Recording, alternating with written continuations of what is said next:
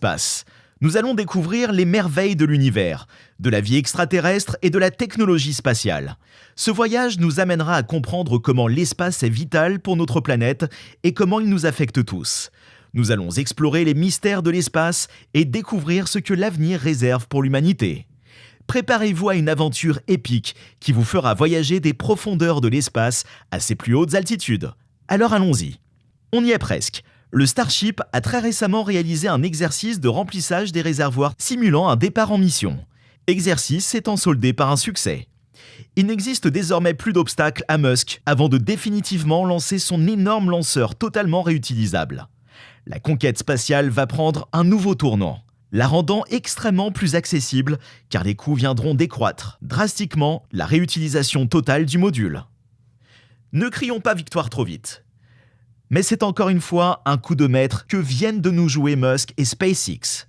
Ils ont réussi en moins de 2 décennies à aller plus loin que toutes les agences du monde entier réunies, s'aventurant là où ces agences n'ont jamais osé poser un pied. Et les résultats parlent pour eux.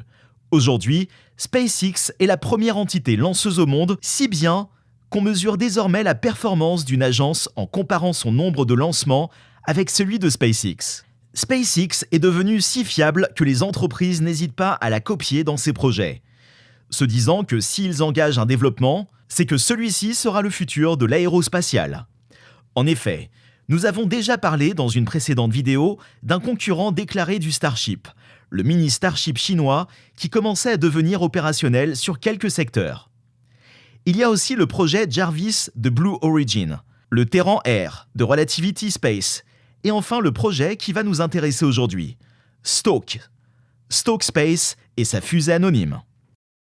Stoke Space est une société quelque peu secrète, qui agit beaucoup dans l'ombre malgré une excellente réputation dans le milieu spatial.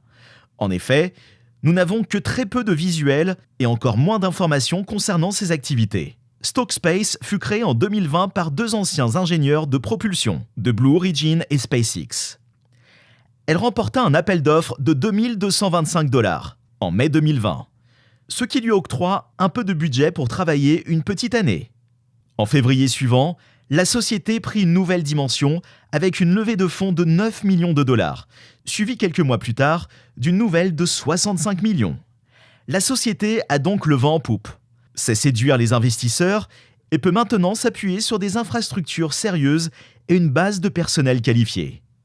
Les résultats, plusieurs startups incubées par Stoke Space ont réussi à lever des fonds importants pour développer leur technologie et certains ont même signé des contrats avec des agences spatiales et des entreprises de lancement.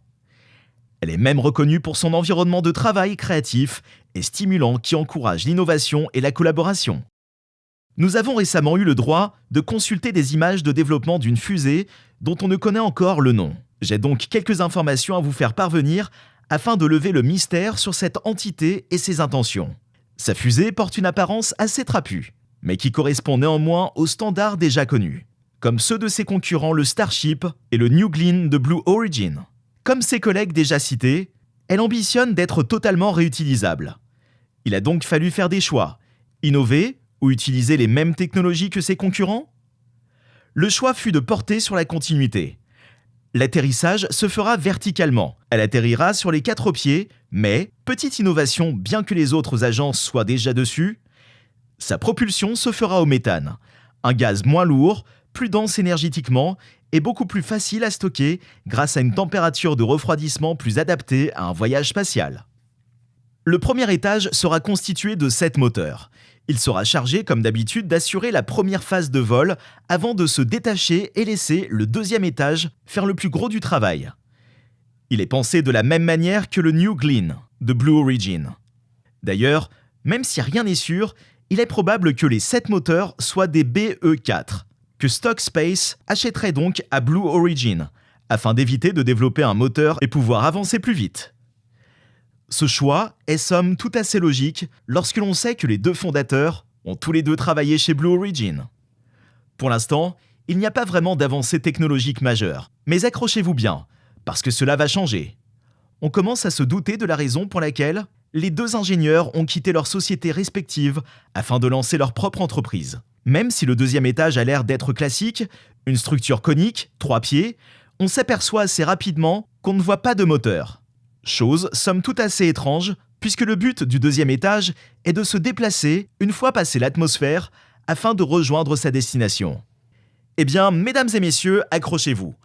La structure contient 30 moteurs à hydrogène disséminés autour de l'anneau, à la base du cône métallique. On dit que la forme d'un tel agencement est assimilable à un aérospike. L'aérospike est un type de tuyère utilisé dans les moteurs à combustion interne pour les fusées et les avions. Il est conçu pour maximiser l'efficacité du moteur en utilisant la forme de la tuyère pour tirer parti de la pression atmosphérique. Dans l'espace, il permet de réduire la quantité de carburant nécessaire pour maintenir une propulsion constante. L'aérospike est considéré comme une innovation clé pour les systèmes de propulsion, pour des missions spatiales de longue durée et à haute altitude, des vols interplanétaires en l'occurrence. L'aérospike confère ici un gain d'efficacité énorme à basse altitude, là où les autres lanceurs connaissent justement un rendement plus contrasté. De plus, seuls des prototypes d'une telle technologie ne furent testés. On assisterait là au déploiement d'un agencement nouveau, avec des avantages et des inconvénients. Mais dans notre cas, il y a énormément d'avantages.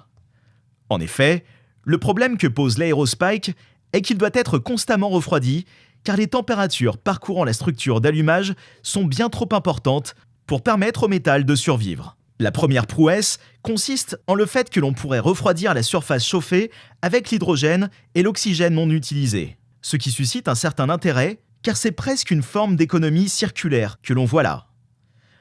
On recycle nos déchets en les réinsérant et les utilisant dans la boucle de production. Et c'est ce qui est très intéressant.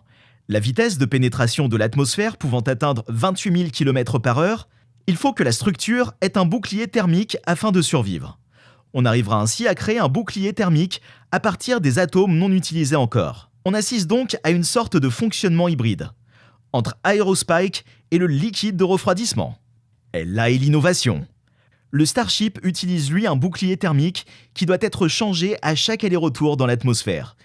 Idem, d'autres vaisseaux utilisent des tuiles thermiques afin de se protéger, ce qui cause des chutes et des dysfonctionnements dans le pire des cas. Nous avons ici un moyen plus efficace et moins cher à long terme pour protéger ce qui règle beaucoup de nos maux actuels. Mais attention, même si cela est une source d'optimisme pour l'avenir, il reste beaucoup d'obstacles à relever. Les moteurs. Stoke Space fait le pari d'installer 2 moteurs différents au premier et au deuxième étage, ce qui pose des problèmes évidents. Comment organiser la poussée entre le premier et le deuxième étage ?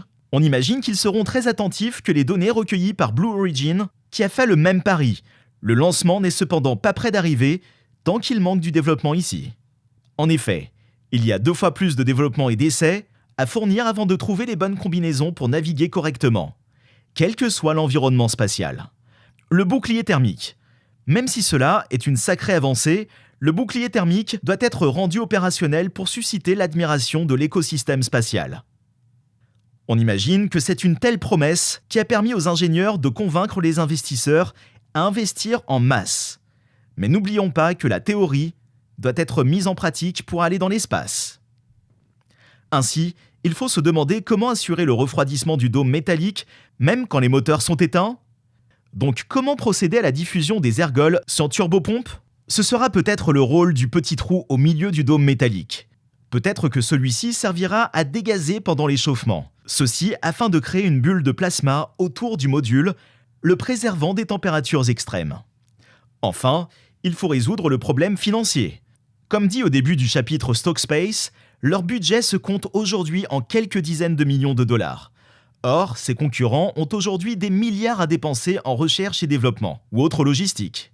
Un avantage de Stoke Space est qu'en avançant dans le secret, ils n'ont pas besoin de budget marketing conséquent, mais le gouffre reste énorme, élégant SpaceX, NASA et Blue Origin, pour ne citer qu'eux. Nous leur faisons confiance pour trouver de gros fonds pour continuer à avancer.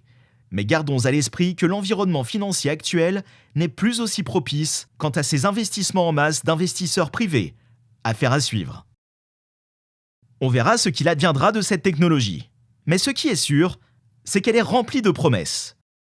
Selon les insiders, il sommeillerait actuellement dans les usines et entrepôts de Stoke Space d'énormes innovations spatiales. On risque d'être très surpris dans les mois et les années à venir.